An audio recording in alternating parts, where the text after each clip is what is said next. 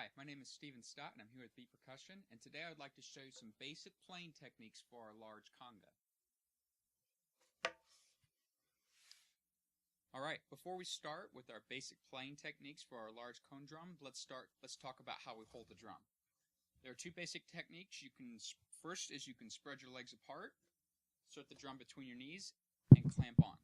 Alright, the second thing you can do is to actually cross the ends of your feet, open up your knees, and insert the drum through that opening.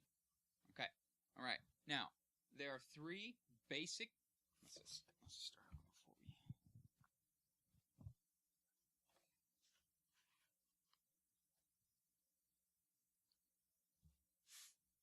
All right. Before we start with our basic playing techniques, let's talk about how you hold the drum. The first technique is to actually have your legs spread apart, insert the drum between your knees but not touching the ground, and clamp your knees onto the drum. The second technique is you can actually cross the ends of your feet and open up your knees and insert the drum that way. Okay, now there are three basic sounds that this drum will produce: a bass, a tone, and a slap. But now remember, this is a very large, bassy instrument, so all three sounds are going to be much more in the bassy range, but relative to the drum, there are still three basic sounds. Alright, the first sound is what we call the bass. Okay, so I want you to extend one of your hands out, and I want you to draw a circle around the palm of your hand. That is the only part of your hand that needs to touch the drum head. Alright, so you're going to aim for the very center of the drum, and you're going to actually hit with just the palm of your hand. So what I want you to do is put your hand flat on the drum, and I want you to actually flex your fingers up. Okay, that's how you're going to hit the drum. Alright. And you should get a very crisp, bassy tone. Alright, what you do not want to do is allow your fingers to hit while your hand hits. It creates a very thuddy, non-distinct bass tone. So remember to raise your fingers. Okay, the second sound we're going to make is what we call the tone. The tone is anything within the middle range of the drum that is not the edge. This time, instead of using the palm of your hand, what you're actually going to do is use the very first row of knuckles on your fingers, okay? So find a good spot about an inch in from the drum head and hit that with those fingers. Okay, the difference between the bass and the tone.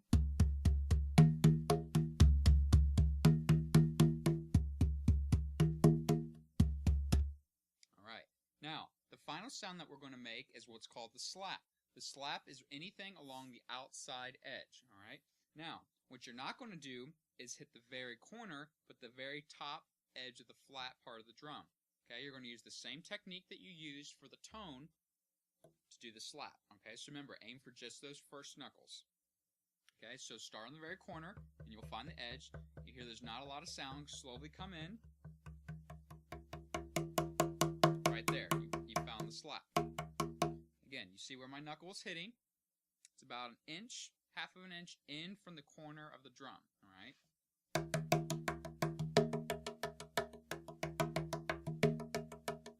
And again, like most of our instruments of Beat Percussion, they have plywood skin heads, which has a grain allowing for two distinct slap sounds, whereas a traditional skin drum will only have one all the way around. Okay, so that the side, left and the right, have the same sound, and the top and the bottom.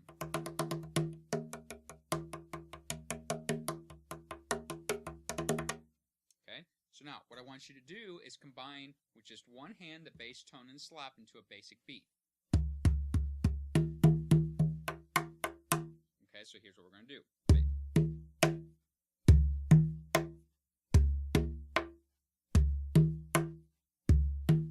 Okay, change it slightly.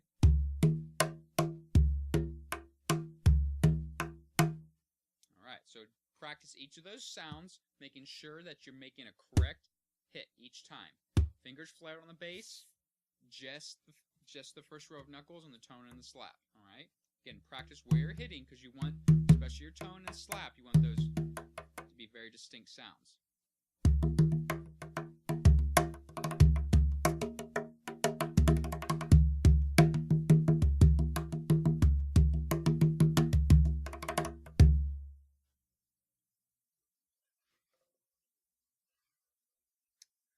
Well, those are some basic playing techniques for a large conga. Again, my name is Steven Stott, and I'm here with Beat Percussion. Thank you.